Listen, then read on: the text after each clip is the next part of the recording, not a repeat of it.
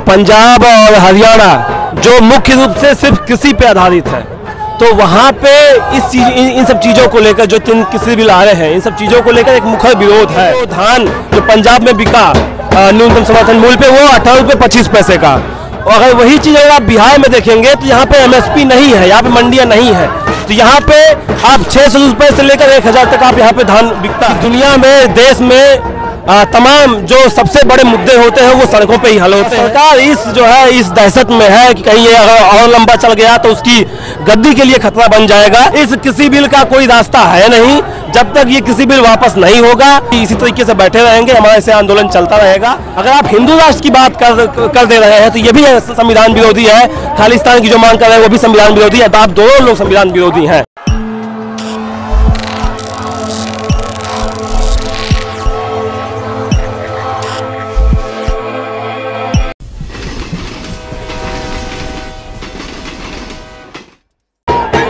अभी हमारे साथ बातचीत करने के लिए डाक बंगला चौराहे पर हैं रणविजय को इस बीच हमने जो है किसान आंदोलनों में भी जो तमाम नारे हैं जो आप अलग अलग जगहों पर देख रहे होंगे वो बनाते हुए देखा। वहाँ क्या पा रहे हैं रणविजय, और बिहार में क्या फर्क पा रहे हैं वहाँ के आंदोलनों में, और बिहार के खेती बाड़ी और जमीन को लेकर के जो आंदोलन है लेफ्ट पॉलिटिकल पार्टीज के, उसमें क्या फर्क पा रहे हैं? देखिए, पंजाब और हरियाणा जो मुख्य रूप से सिर्फ कृषि पे आधारित है, तो वहाँ पे इन सब चीज़ों को लेकर जो कृषि बिल आ रहे हैं, इन सब चीज़ों को लेकर एक मुखर विरोध है। क्योंकि अगर ये कृषि बिल लागू होंगे तो जो उनको MSP मिलती थी, जो इस समय अगर आप देखेंगे तो धान जो पंजाब में बिका न्यूनतम समर्थन मूल्य पे, वो 18 रुपये 25 पैसे का, और अगर वही चीज़ अगर आप बिहार में देखेंगे तो यहाँ पे MSP नहीं है, यहाँ पे मंडियाँ नहीं है, तो यहाँ पे आप 600 रुपये से लेकर 1000 तक आप यहाँ पे धान बिकता है।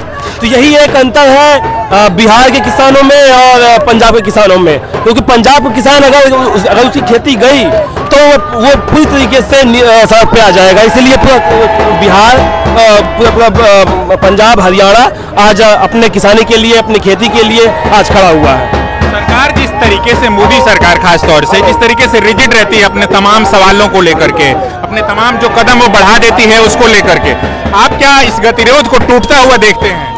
देखिए, हमारे नेता BM कहते थे कि दुनिया में, देश में तमाम जो सबसे बड़े मुद्दे होते हैं वो सड़कों पे ही हल होते हैं।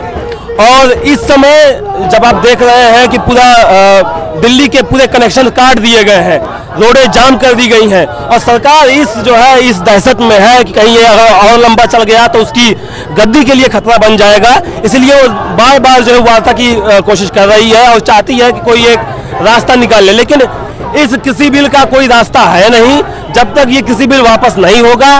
पंजाब, जो अभी मैं वहीं पे था, पंजाब हरियाणा सिंघू और टिकरी बॉर्डर पे, वहाँ के लोग एकदम साफ ये बोल रहे हैं कि अगर 1 साल ये आंदोलन चलाना पड़ेगा तो फिर कोई दिक्कत नहीं, हम इसी तरीके से बैठे रहेंगे, हमारा ऐसे आंदोलन चलता रहेगा।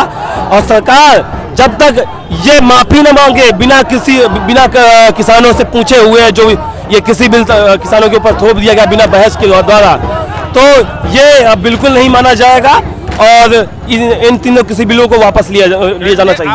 वहाँ बॉर्डर पे होंगे तब आप बहुत अलग अलग तरीके की बातें भी सुनते होंगे, कोई खालिस्तान का एंगल, अलगाववादियों का एंगल, ये सारे एंगल भी आप लोगों तक छनते छनते पहुँचते थे कि नहीं?